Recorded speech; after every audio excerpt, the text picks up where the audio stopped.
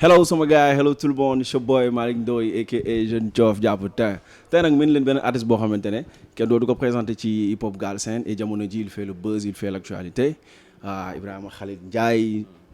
Hakill xam nga mu génneel ñu benn album boo xamante ne temps yi gars yëpp a ko apprécié gis ngeen promo bi mu ngi koy def si média yu bëri tey ma ñëw loxati ko indiwaat ko teg ko fii album bu bëri bagage texte yi lyrics yi xam nga ay son wu TikTok lépp a ngi si biir tey dinañ si waxtaan xam nga maa ngi lay nuyu si boy. maa lay fay di la jaar bu baax a baax. Jeune Thiof jàpp tey. mais tey jàpp tey dama la wàcce tey xees pecc laa la indil. non mais grave tey moom mooy yaay bu jaune bi man maay chocolat noir ah. demee foog ma tey waa xam nga demal ma tey bi. waaw ci yoon. naka mu nekk. nice gars. jaajëf waay borom album bu grave bi. waaw jéem nañ de am na lu tasaare nga fi mu waaw néeg. waaw day mel ni de. loolu nga gis non mais da nga tasaare je le dis ouais fort. bravo hein. thanks sinon lan mooy Yigo. waaw Yigo mooy góor ci sama langue natale ci saraxule donc Yigo mooy góor et pour man Yigo au lieu muy nekk juste góor c'est plus benn état d'esprit benn façon de penser benn façon de vivre tous les jours maanaam Yigo mooy koo xam ne pour man doo bàyyi en fait. koo xam ne la da ngay daanu jugaat tu vois di mbëkkante di xeex ba am li nga bëgg en fait. pour man Yigo c'est surtout ça benn état d'esprit la Yigo la parce que góor la mais Yigo la surtout si sama façon de voilà ci sama mentalité donc Yigo loolu lay signifier en fait. ok pourquoi nga choisir def album bi Yigo da nga toog nii rek mën ko tuddee tey Yiga wala yeneen affaire mais pourquoi nga choisir Yigo. pourquoi me choisir ko parce que je pense que c'est comme j'ai dit Yigo mooy góor mais en même temps ça signifie homme quoi. donc c'est-à-dire tey boo fàttali ko sama premier projet moo ngi tudd It's Your Boy. donc foofu booy xool boy la. léegi Yigo mooy boy bi moo màgg. depuis premier mixé ba dernier projet bi donc de boy dans l'enfant si on veut à un homme tu vois un peu. parce que màgg naa déjà de un. et aussi pourquoi mu tuddee ko Yigo parce que comme je dis bon je voulais faire aussi un clin d'œil à samay origine donc au fait que voilà saraxule la et que bëgg moon def tout un projet tu vois te duñu sentir un minimum de ça dans mon projet là. loolu moo tax. ok comme ni nga ko waxee bëgg nga ñëwaat tuuti ci explication yi parce que daanuñu gis Hakill boo xamante ne day wax si moom te album bi album bu mature la. ku ko déglu dina si dégg ay baar yu mature ay baar yu mag. tey Hakill fan la jëlee maturité boobu noonu bindee affaire yooyu jabar ak doom a ñëw. wala nu mu demee noonu lan fan la inspiration boobu ñëwee. waaw c'est vrai que wax man yaakaar naa ci ku nekk rek bon en tout cas pour la plupart de ñi ma xam wax si ñoom dafa métti en tout cas man personnellement pour wax ci man. du lu aisé c'est clair du lu yomb ma toog xam nga di la expliquer je sais pas li may dund tous les jours wala li may yëg tout simplement nekkul loo xam ne bon je me livre pas facilement comme ni nga waxee mais je pensais que c'était nécessaire quand même ak peut-être sama carrière fu mu toll nii. nit yi xam ma parce que je considérais que xamuñu ma assez parce que je considérais que ba léegi gars yi Hakill xam nañ ko quoi xam nañ façade bi xam nañ personnage bi xam nga ni nga bu bëgg nekk ci ay déliram et tout xam nañ ko quoi mais je pensais que c'était important aussi par rapport ak tey ñëpp ñu may suivre surtout on va dire boy en tout cas ñoo xam ne mun naa wax ni samay raxale ñu may déglu di ma bëggee et tout qu'il sache un peu qui je suis fan laa jugee yoon bi ma aw kër yi ma nekkee ba egg fu ma egg tey quoi dans le sens où loolu mu servir leen de motivation c'était surtout ça aussi c'était pas juste wax si man mais c'est surtout gars yi déglu ma am envie tu vois xam nga affaire bi yee si ñoom quelque chose exactement yee si ñoom aussi quelque chose pour qu'ils se disent ah ouais tu vois bu dee nigga bi mun na ko def man tamit mun naa ko def quoi tu vois donc pour man c'est maturité boobu yàgg en fait je vais pas dire que dafa mës a nekk si man mais yàgg na nekk si man mais juste pour toog génnee ko moo yombul tu vois moo yombul mais pour cet album vraiment dama toog sama ruxu laaxatu bu baax a baax et je me suis forcé surtout à dire les choses comme telles à être authentique à dire li nga xam ne moo nekk ci man mooy sama life la jaar loolu laa dund vraiment noonu la demee quoi donc je me suis forcé vraiment à faire cela quoi. vu l'évolu kii bi album bi. lan nga daj si liggéey bi mën nga ñu wax ay anecdotes yoo xamante ne fàttaliku nga ko bi ngay job affaire bi. yee ay bëri naa wax dëgg yàlla daj nañ ci coono gu métti daj nañ ci en fait parce qu'on s'est donné à 1000% si tu veux sur tous les plans nag muy côté humain muy côté alal muy côté je sais pas xam-xam lépp lu ñu am dañ ko ci def et donc tax na ni ba par exemple man je passais des jours au studio des jours des semaines même au studio du ma dem gaale du ma gis sama soxna du ma gis sama doom tu vois un peu hormis cela voilà da ngay naaj je veux dire financièrement parce qu'on est en autoproduction donc aujourd'hui c'est clair que ni lépp lu ci dem rek sa poche lay jógee donc da ngay naaj te boo naajee fii wala boo jëlee dugal fii c'est vrai peut-être da nga xaañ fële tu vois un peu hormis cela voilà da nga comment dire li nga siy daj mooy sa propre énergie yow parce que da ngay joxew ba jeex tàkk da ngay nekk studio di prise suba ba guddi jot doo lekk doo naan parce que doo ko tal sa xel bi yëpp mu ngi ci son bi nan laa koy defee ba mu nice tu vois un peu et voilà tax na ni si enregistrement projet bi daal saa yi li ma si ñaax bëri na mais pour man c'était nécessaire tu vois c'était nécessaire mu demee noonu booy xool sax sànni naa ci sama 2 fois nag sama téléphone tu vois un peu yeah parce que damay dem studio wala war a jóge studio ànd ak ngan di sonn yooyu noonu donc damay nekk ci yoon bi laa lay wax jékki-jékki fàtte sama téléphone tu vois teg ko fenn soit dem si shop bi di wax ak borom shop bi xam nga jékki-jékki bàyyi fa téléphone génn dugaat studio bi damay toog foofu ay heure door a fàttaliku ne mais man nan sama téléphone tu vois mais sa xel bi yëpp a ngi ci album bi en plus tu vois je veux dire fatigue intellectuelle bu mu lay indi la quoi parce que t'es là du matin au soir tëju si benn studio boo xam ne même ambiance la du bëccëg du guddi donc t'es fatigué en fait t'es fatigué da ngay manquer de concentration benn moment donc ce qui fait que voilà coono moom da nga ko si daj nañ ci coono ju bari tu un peu ngay continuer malgré coono boobu noonu am na loo xamante ne benn objectif bu précis parce que génne album rek Sénégal yomb na quoi ah ouais c'est clair man li ma gënoon motiver je pense mooy génne loo xam ne je pense bu xasee ba génn tu vois un peu pas forcément par rapport ak nit yi mais par rapport ak man mi je serai satisfait de moi-même ak liggéey bu ma def ak li nga xam ne tu vois bu ma toogee déglu ko man ci boppam dinaa ne ah ouais tu vois li dóob na li nice na quoi tu vois en plus de aussi public bi retour bu may defaral loolu moo ma ci gën a loolu moo ma comment dire moo may gën a motiver loolu moo may gën a motiver def lu nice def lu dope def aussi loo xam ne ça colle vraiment à ce que je voulais direction artistique bi ma bëggoon donc moo taxoon loolu parce que voilà du 18 sons moo génn mais du 18 sons nga def nga lu tollu benn 50aine de sons tu vois un peu yeah clair donc c'est clair que son yooyu noonu yëpp pour xool la yan ñoo ci gën a wuyu wala la yan ñoo gën a répondre un peu fi nga bëgg a yóbbu sa album et donc voilà loolu yëpp motivation la pour génne loo xam ne bu génne tu sais que exactement tu sais que ça va prendre mais la moo tax nga def choix wu def 18 titres est-ce que ëppul en vrai man bu ñu ma bàyyoon man kese ma def plus de 18 titres lu leer gars yi ñoo ne non bëri na xam nga man sinon bu ñu ma bàyyoon man kese ma def plus de 18 titres parce que comment dire y a beaucoup de choses à dire wala y a beaucoup de choses yi nga xam ne def naa ko wala am na ay son yoo xam ne def naa ko man son yooyu dama ne woon kuut foog mu bokk ci album bi gars yi ne ma non mënul ne you know foog nga def tamit tu vois lu raisonnable quoi par rapport ak ñi déglu c'est vrai aussi ñun artistes yi dinañ bëgg a génne son yëpp mais c'est pas possible tu vois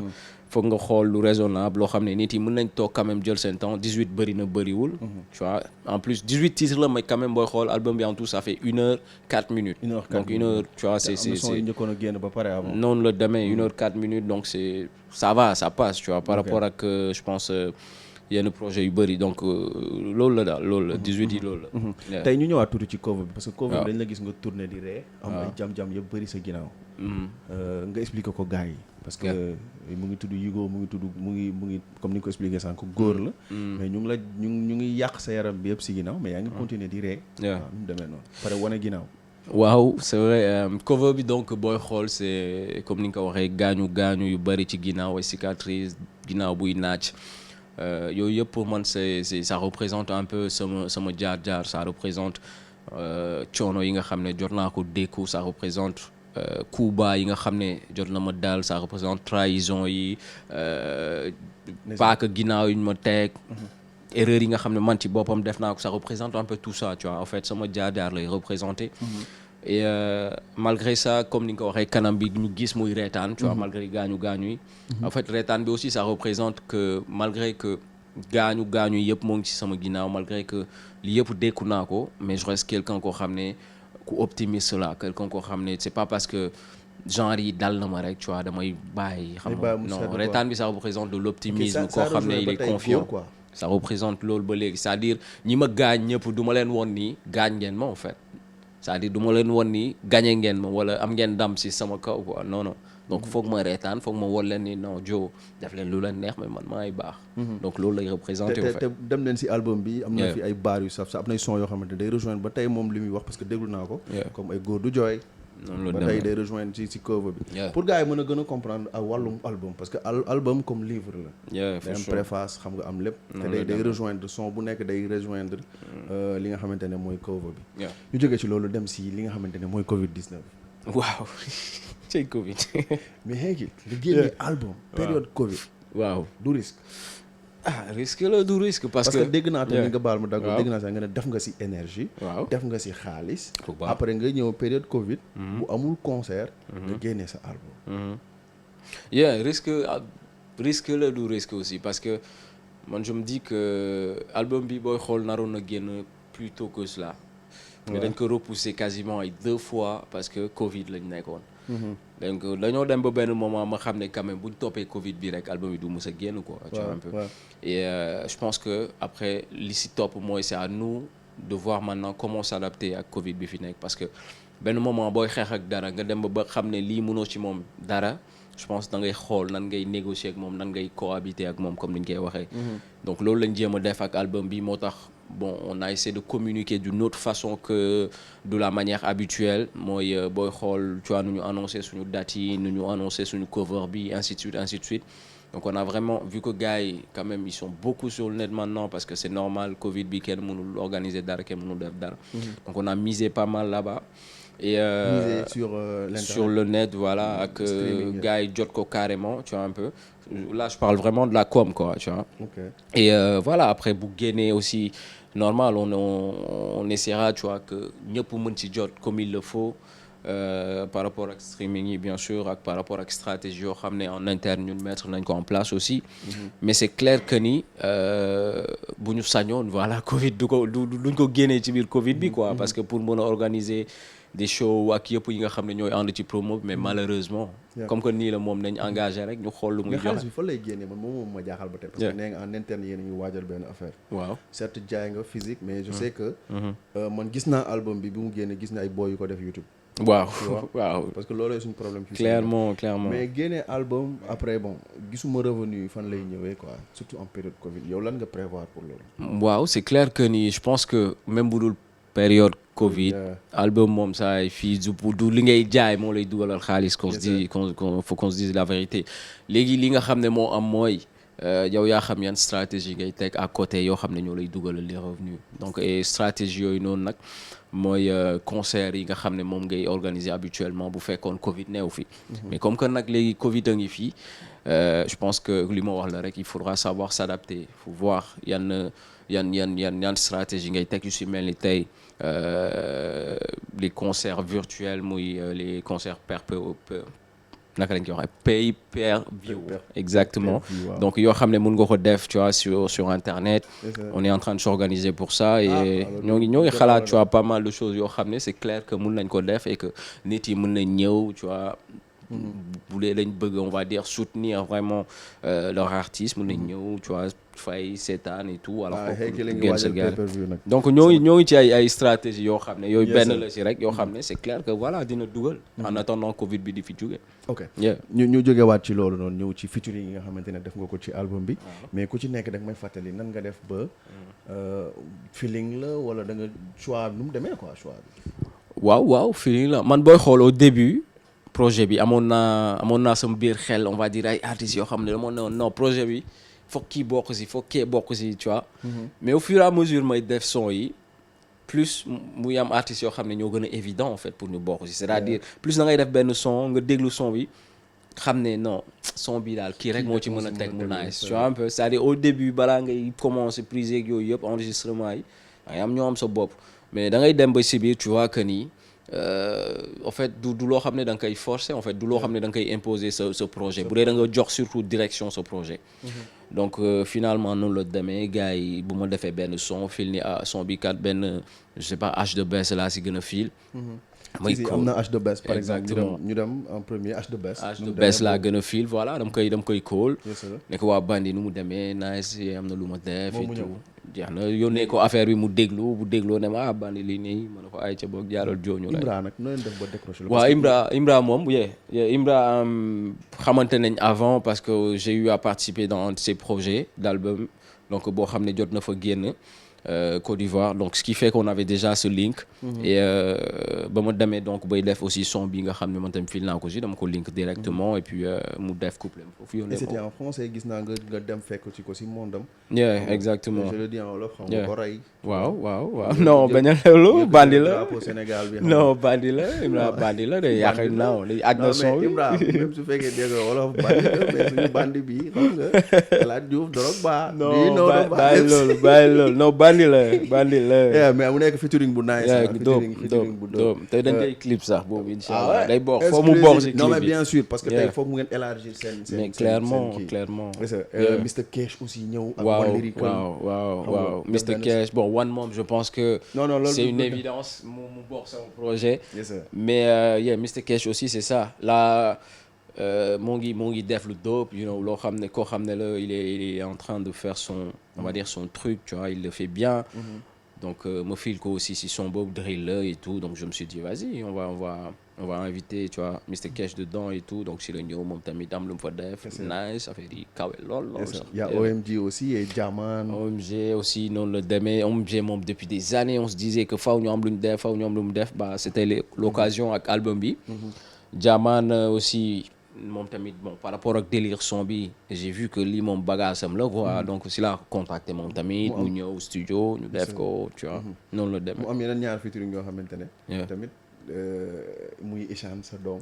waaw non moom fallait que mu bokk si featuring bi la moom couplet bu dóob la laal gars yi est-ce que déglu ngeen couplet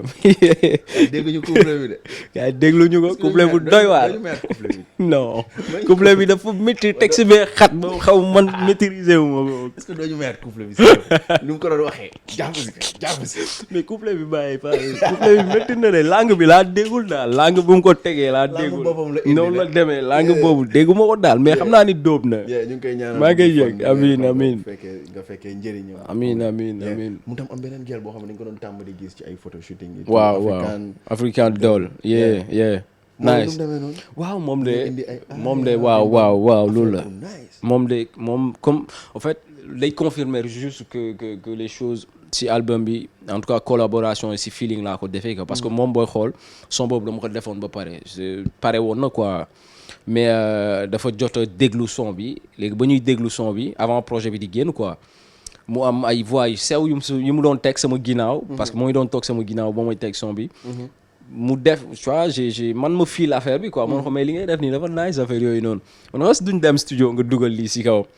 gëmuma quoi man na ko si man lii fil naa ko torop noonu laa ko yóbbaale xam nga ñu nekk studio noonu la demee mu teg si affaire yi et voilà ça a donné ce que ça a donné quoi non dafa nice de base nekkul woon woykat yow yaa ko dugal studio non du ma wax maa ko dugal parce que dafay foowantu quand même tu vois c'est vrai que siwul je veux dire que ni moo ngi woy loolu siwul si nit yi mais loo xam ne la da koy foowantu tu vois en cachette mais moo ngi ñëw il prépare des choses ok ñu ñëw ci yenn paroles yi comme góor du jooy xam nga xëykil dañ la gis benn xëykil boo xamante sama boogos xam nga waaw ba mu ñëw na fi sàcc sama temps bi jékki-jékki ñëw di la wax ay affaire de jaar naa fii dund naa lu metti xam nga gars yi duñ la gëm quoi mais xëykil lan nga dund lu metti loo xamante ne tey mën nga ñu si may anecdote parce que gars yi duñ ko mën a gëm surtout des ñu bëri waaw moo tax ma ne bon si début interview bi projet bi wala son yi c'était une occasion pour man tu vois tamit ma wax un peu si man tu vois me dévoiler wu nit yi xam réellement may kan parce que c'est vrai que mal interprétation day am ci Akil boo ko gisee nii rek directement beaucoup am na yu bëri yu ma jot a dégg sax tu vois Akil moom borom alal la wala baayam borom alal la yow yàgg naa ko dégg depuis le départ tu vois un peu et que boy bi day def moom lu ko neex tu vois affaire yomb na ko mais tu vois très très loin de tout ça à qui je pense comme c'est la plupart de boy yu bëri yu jógee si même milieu bi que man tu vois. si maanaam dundu gi musul ñëw rek yomb quoi tu vois un peu. jaar nañ fu doy waar. tu vois jaar nañ fu métti yaa ko liiral xaw ma lan d'expulsion. noonu la demee leeral nu mu tudd lettre d'expulsion. dund loolu. yaa dama ko dund. ñëw toog gaale bi nii. toog gaale bi huissier bi indil ñu. nu mu tudd lettre d'expulsion. nga liir ko quoi. ma liir ko ba maa ngi def lycée xaw ma tu vois maa ngi nekk boy en tout cas. donc mu nekk bagage yoo xam ne tu vois c'est vrai que. c'est plus facile moo tax ma ne la man yombul ma wax ci tu vois là par exemple j'ai du mal à en parler parce que je préfère wax ko ci son. parce que man dégg na affaire yu bëri yoo xamante ne tey non dafa jar pour gars yi nañ ko dem déglu ji après parce que même man personnellement daf ma laal. noonu la demee donc day baax nit ñi nga leen di wax ci interview yi tamit. xam nga exactement parce que tamit dégg naa ci yeneen baar nga nekk. da nga nekkoon demoon ba université. mu tar trop après. non mais tu vois Malick affaire yi comme j'ai dit musul ñëw rek yomb tu vois am na fu bëri fu ñu jaar am na si ay tolof yu bëri ñu jaar parce que bon yàlla def na ni may bi judduwoo ci. on va dire famille boo xam ne wala njaboot boo xam ne tu vois ay borom disons alal lañ wala ñoo xam ne rek yàlla xaw na yombal mbir yi seen wet tu vois un peu donc da ngay jéngu boo da lay teel a def mag en fait tu vois da ngay teel a mën a lijjanti sa bopp teel a mën a coachel sa bopp bon loolu lu muy indi nag mooy nga teel a on va dire miin mbedd tu vois un peu donc parce que je sais pas bu dee da ngay xëy tu vois un peu peut-être boo añee tu vois doo reer wala boo reeree you know doo ndékki c'est clair que faw nga mën a coachel sa bopp wala boo xëyee gis je sais pas sa rax yi yenn saa affaire yi cool seen wet ba loo comprendre wala mère bi di ko lijjantee neneen pour xam am lu mu teg au moins ñu lekk ko boo doonee doom bu góor en fait loolu da lay teel a yokku jom quoi tu vois tu dis que am na ñuy am même situation ko yow mais buñ génnee dañuy def leneen parce que dégg naa léegi nga ne foog nga jóg lijjanti ko foog nga jóg lijjanti ko positif quoi non foog nga jóg lijjanti ko c'est-à-dire positif bi ak négatif bi pour man faut pas nga juger nit ki si nu mu koy jógee di ko lijjanti parce que man je vais pas te dire que du ma la fen ne la lépp lu ma jot a def pour lijjanti ko c'était que du positif moo waxee loolu damay fen tu vois je préfère être honnête avec toi mais je me suis quand même raisonné si tu veux tu vois que am na loo xam ne waruma quoi tu vois même bu dee dama ko war a jóg lijjanti ko naa ko jéemee def si yoon bu gën a bu baax daal tu vois un peu yoon bu cool tax na ni voilà jéngu naa ko wala maa ngi koy jéngu ba léegi sax tu vois si yoon bi nga xam ne jàpp naa ne kat moo tane et que nekkul yoonu safaan tu vois un peu donc boo juddoo en tout cas ci tolof yooyu da lay teel a yokku jom comme j'ai dit tu vois da lay teel a yokku jom da ngay doon xale boo xam ne tu vois da ngay xam ne boo ko defaralul sa bopp tu vois du kenn moo la koy defaral boo ko xam ne boo jugul dem je sais pas yennu ji ay affaire foire tu vois bu foire jotee nga dem yennu ji ay bagage wala ay job yu sew Fall Ndiaga yenn mooy yennu ba déplané gars mooy yennu foire ba découragé xam nga bu foire jotee nga dem ànd ak sa gars yi xam nga da nga doon yaa xam ti sax quoi dem lijjanti ko foofu wala je sais pas nga lijjanti ay përëm xam nga yow jaay lakk jaay wala je sais pas franchement lu nekk ngay taxale fu weccet bu sew mën a génnee nga lijjanti ko xam lu ma la damay bëgg parce que jeunes yi dañ bëri Sénégal tu vois te album bi ku ko déglu dina référé aussi si affaire yu jeunes yu bëri li ñu bien sûr ma def tekk di la déglu bien sûr gars yi mën a jot message bi bien sûr tey ban message ngay lancé si bu gaaw boo xamante ne booy ñu ngi dund même situation tënk ko message bi mooy surtout comme j'ai dit man album bi en fait c'est vrai que je parle de moi mais derrière li si ëpp solo man pour man message bi fa gën a bëgg a bàyyi mooy bu dara tax nga bàyyi en fait say rêve en fait bu dara tax nga wàccee say loxo ne c'est mort affaire dafa métti torop mënu ma ko tu vois pour moi on peut tous y arriver il suffit juste nga gëm sa bopp il suffit juste nga doon koo xam ne bañkat nga et que li nga bëgg di nga def le tout pour am ko tu vois un peu donc motivation man surtout laa ci gën a jublu message bi derrière c'est surtout ça c'est dire que man mii nit bu ndaw bii nii tu vois bu fekkee mun naa kërti peut-être ba egg fi ma eggaguma nag fi ma bëgg a egg carrément mais bu fekkee ñëw naa ba fii je pense que ku si nekk si ñun rek mën nga ko def quoi tu vois. Sama histoire c'est pas la plus pire des histoires tu vois wala sama jaar-jaar nekkul jaar-jaar bu gën a doy waar jaar yëpp tu vois un peu mais sama jaar-jaar la quand même tu vois un peu et donc ça représente quelque chose pour man et bu fekkee mën naa ko jël en exemple pour yokk jom ñi nga xam ne ñoo may déglu yokku leen fit yokku leen motivation je le fais avec plaisir aussi raconter clairement li nga xam ne moo si nekk pour que ku si nekk en tout cas ñi mën a gis seen bopp si man gis seen bopp ci man gëm seen bopp comme Omar Sakho jëlal leçon Omar Sakho mooy suñu caméraman bi si ginnaaw bul bàyyi dégg nga lu mu tar bul bàyyi dégg nga ñu dem ci am na tamit beneen kii bu mu la bëgg a laaj mooy liggéeyu ndey moo la inspiré nga def son boobu noonu waaw comme tur bi rek mère bi la rek du leneen mère bi la mais mère bi lépp lay représenté si man parce que mère bi lu nekk la def tu vois mère bi lu nekk mère bi lu nekk la ñu defaral tu vois mère bi tu vois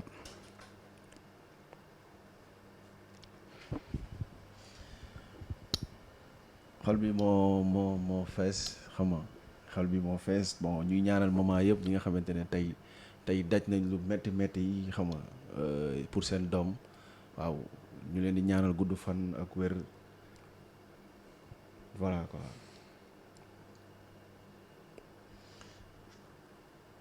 amoo mouchoir foofu nga may Hakill góor du jooy. góor du jooy baaxoo wax le Hakill góor du jooy. man moom mère mooy sama idole on va dire tu vois mooy vraiment ki nga xam ne yaakaar naa ni moom tu vois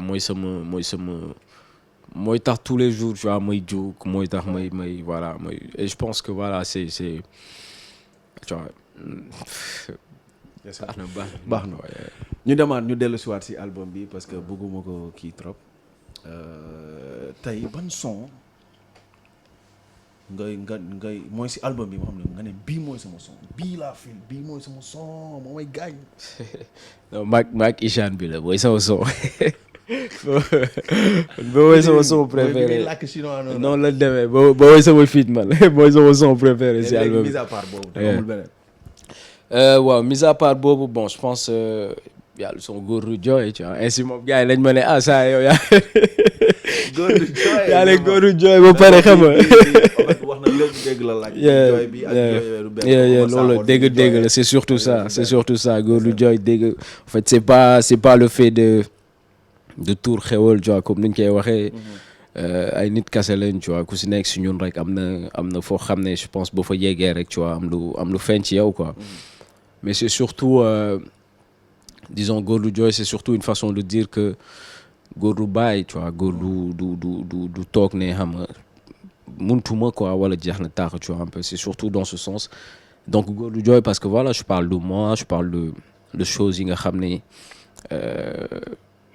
ñu ko xam ci man bëriwul tu vois wala bu amee as tuut nit la tu vois un peu et même parce que même démb tu vois sama grand frère moom mooy kóol xam nga déglu projet bi et tout ñuy waxtaan mu kóol ma ne ma vraiment tu vois di expliquer bay waa di si téléphone bi bay jooy et tout tu vois et ça m'a fait quelque chose parce que dundam la aussi tu vois loo xam ne la ñoo ko bokk dundandoo et tout et voilà donc góor du jooy je dirais en fait interview bi mënul yomb xam nga lu tax parce que li nga développé ci album bi moo xaw a sensible parce que tàmmuñu woon gis benn Hakill bu mature boo xamante daan na wax wala tey ma préparé lay question da la ko bëm yaa ngi comprendre donc mais yow yaa liggéey loolu tey parce que tey boo ñëwoon tey naan waaw junni ñaari junni garaaw nga dénee genre son yooyu garaaw dañuy wax junni tu vois ce que je veux dire bon léegi tey album bi gis nañ mu génn gis gars yi ci net bi ñëpp nañ suy jàppee parce que gisaguma benn onde bu positif bu négatif bi mu génnee ba léegi nii tey nag nga gisee ni ak ni gars yi accueillir album bi même man daf ma je vais pas dire daf ma jëlee kaw parce que bon mais bi amoon naa quand même yaakaar que ak liggéey buñ ci def ak lépp li nga xam ne moom lañ ci def nii ça va forcément plaire aux gens tu vois un peu mais bon c'est vrai que ça fait plaisir wax dëgg yàlla bu ma gisee tu vois gars yi nuñ ko recevoir gars yi nuñ ci coowee nuñ ciy waxee ku si nekk di ko ay on va dire gisu ko ma si lu négatif en fait. di challenge nag challenge. yeah ci challenge ba gis yow sa boss xam naa ne mooy ñëw. naa wax gaa ngeen bindal man dama koy wax fii en direct. yeah rappeurs yi sama boy ay taal bi ay ñoom Akatsuki naa leen woo ngeen bindal ma. gars yi dañ la laalal texte de ndax gis naa ay ñoom Wes gis ay Malachon gis ay Babacar gars yi seen yi gars yi dañu tàng. gars yi kan wala si gën a neex si affaire wala. non man damay xaar ba fin bi non damay xaar ba yëpp génn. ba yëpp génn ma dooro ne ok. bii moom laa gën a feel tu vois kii moo faj ñëpp kii moo rey ñëpp. mais yeah, franchement album bi moom gars yi nuñ ko plébiscité man sax dafa jéggu daay te li si gën a doy waar mooy c'est-à-dire ñi nga xam ne sax je vais dire par rapport ak Akil musuñu ko feel boobu noonu. et ma xam leen quoi tu vois parce que yàgg nañ quand je dis par rapport ak internet. nit yooyu ngay gis ñu dugal affaire yi partager ko ne waay saa wax dëgg yàlla xam nga ni donc ça fait plaisir quoi qu'il en soit et ça motive et ça donne beaucoup de force. page yi fépp non franchement man mi affaire yi ça me fait plaisir en tout cas. gars yi machallah. merci bu baax yaa ko liggéey. léegi on parle de hip hop Galsen nan nga gisee hip hop Galsen jamono jii nii. naka laa ko gisee très coloré franchement et coloration boobu daf si baax parce que man je pense que loolu lañ soxla aussi si musique loolu lañ soxla aussi si rap ku si nekk am sa délire ku si nekk am loo xam ne moom nga ciy apporter. et rap Galsen de manière générale man positivement laa ko gisee. c'est quelque chose qui marche bien et fu ñu ko teg foofu la quoi. gars yi nañ continuer fu ñu ko teg foofu la waaw. mais aussi am na ay ondes yu négatif yoo xamante ne tey neexu la soo sañoon tey mu deñ. comme je sais pas yow ce point de vue. yu négatif yi mënu si ñaax moom je pense que yu négatif yi je pense que loo xam ne la tu vois faw mu am ci sax parce que ñëpp mënuñu ñëw rek xam nga d'accord si mbir bi wala ñëpp mënuñu ñëw am même gis-gis bi si mbir yi am na ñoo xam ne buñ koy gisee weex ñeneen ni ñuul lañ koy gisee donc c'est clair que ay dissension da si am par force. donc mais bon man généralement je pense que loolu da siy baax tu vois. nu mu tudd bu ñëpp ñëwoon rek ne ànd ne dafa baax rek après on fera plus d'efforts ñun ñëpp dañuy cool ne dafa baax tu vois. foog mu am l'autre côté. sa album bi franchement ñëwaat si album bi gis nañ si couleur yu bëri gis nañ fi ay son yoo xamante ne motivation la. am na yoo xamante ne mën nañ ne son TikTok la ay. junni waaw ay délire la mais aussi ak lu mu mature. waaw ay xool albumu rappeur la tamit. am na dimanche ca ngoon. albumu rappeur la waaye li ngay def dimanche da nga kii non mais li ma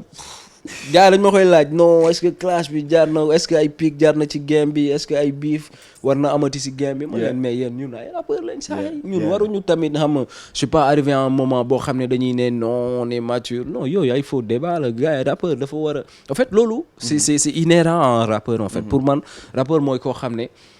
toujours ego day nekk ci yow toujours da ngay ne maa mën toujours maa féete ci kaw toujours tu vois. et loolu moom saa bu dañee ci rappeur rek pour man sa rappeur des na quoi tu vois un peu donc nga ñambaas ko si mais loolu force la